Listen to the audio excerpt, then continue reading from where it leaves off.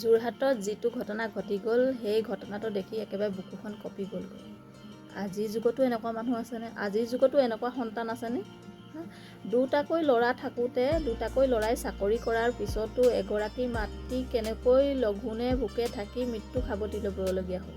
কেনেকৈ? সিহঁত দুটা ল'ৰায়ে পইচা পাছত দৌৰোঁতে নিজৰ মানৱতাখিনি কোনোবাখিনিত হেৰুৱাই পেলালে। সিহঁতে হেৰুৱাই পেলালে পইচা পিছত ঘূৰি যে এজনী মোৰ মা আছে। সিহঁতে সেই সকলো কথা পাহৰি গ'ল। একমাত্ৰ সিহঁতৰ গোটেই মনোযোগ থাকিল পইচাৰ ওপৰত। মই পইচা কেনেকৈ ঘটিব লাগে, কেনেকৈ আগবাঢ়ি যাব লাগে, কেনেকৈ সুখত থাকিব লাগে, সেইটো কথাই অকল ভাবিলে। নিজৰ মাকৰ দায়িত্ব ল'বলৈ টান পালে, মাকৰ কথা ভাবিবলৈ টান পালে।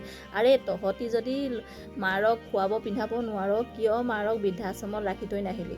অন্ততঃ বৃদ্ধাশ্ৰমত থকা হ'লে তহঁতৰ মা আজি জীয়াই থাকিলে হয় না? আজি তহঁতৰ মা জীয়াই থাকিলে। মাৰে অকল খাব নোপোৱাৰ অভাৱত মাৰ এনেকৈ মৃত্যু সাৱটি ল'বলগীয়া হ'ল। তহঁতক সৰুৰ পৰা তুলি তালি ডাঙৰ কৰিলে, পঢ়ুৱাই শুনাই খুটি খাব পৰা কৰিলে। আজি তহঁতৰ মাৰ বাবে অকণমান সময় নাই মাৰক খবৰ ল'বলৈ, মাৰ কি কৰিছে কি নাই কৰা। 3টাকৈ সন্তান আছে। এজনীটো ছোৱালী ঘৰত আছে, তইতো গোটেই দিনটো ঘৰত থাক। তই কিয় এবাৰ নেভাবিলি মাজনীক কিয় ৰুমৰ পৰা ওলোৱা নাই, কি কৰিছে কি নাই কৰা? দুটাকৈ চাকৰি কৰা ল'ৰা আছে, দুটাকৈ পিতেকে চাকৰি কৰে। সিহঁত দুটাই কিয় এজনী মানুহ মাকক চোৱা চিতা কৰিবৰ কাৰণে ৰাখি থৈ যাব নোৱাৰে? মাকে হাজাৰে কওক মোক নালাগে কাম কৰা মানুহ, তহঁতি কিয় জোৰ জবস্তি ৰাখি থৈ নগৈছিলি? আজি যদি তহঁতি কাম কৰা মানুহ এজনী ৰাখি থৈ গ'লিহেনি হয়তো মা জীয়াই থাকিলেহেঁতেন। তহঁতি নাৰাখিলি কাৰণ তহঁতৰ পইচা অভাৱ। আছে পইচা ঢেৰ আছে, তহঁতৰ লাখ তহঁতৰ ওচৰত ঢেৰ পইচা আছে, কিন্তু মাৰ বাবে নাই পইচা। মাৰক দিবলৈ এজনী মাকে নিজৰ সন্তানৰ কাৰণে কিমানখিনি ত্যাগ দিয়ে জাননে সেইটো? এজনী মাকে নিজৰ কাৰণে অকণমানোই নাভাবে, নিজৰ সন্তানৰ কাৰণে যিমানখিনি ভাবে। নিজেই নাখায়, নিজেই নিপিন্ধি, নিজৰ সুখ দুখ কষ্ট সকলো পাহৰি যায় মাত্ৰ নিজৰ সন্তানৰ কাৰণে।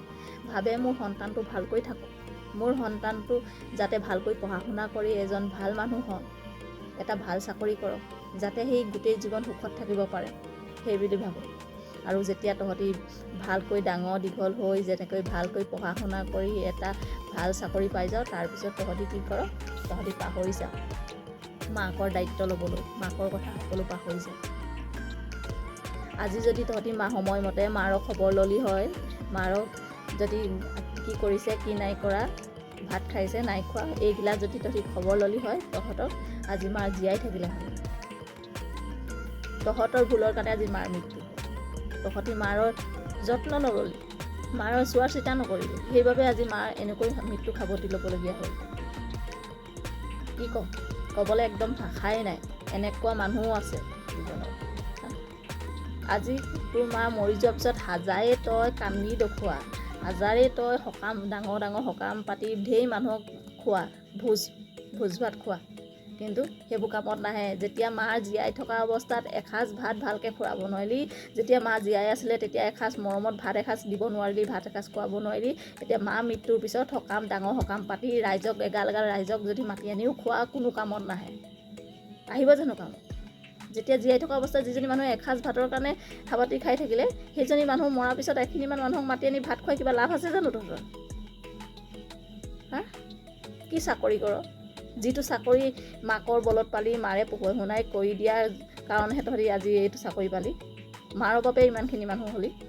আজি যেতিয়া তহঁতি মাৰৰে দায়িত্ব ল'ব নোৱাৰিলি, মাৰৰে দুখ সুখৰ সময়ত তহঁতি মাত এষাৰ দিব নোৱাৰিলি, কেনেকুৱা ল'ৰা ছোৱালী?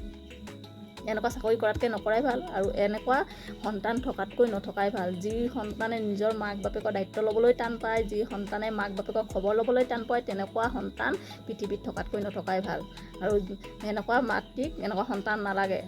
বিনা সন্তানত থকা মাকজনীয়ে বহুত আৰামত থাকে, বহুত সুখত থাকে, কাৰণ সন্তান নথকা মাক বাপেকৰ ঢেৰ সন্তান থাকে, ওচৰে পাঁজৰে যে ঢেৰ সন্তান থাকে।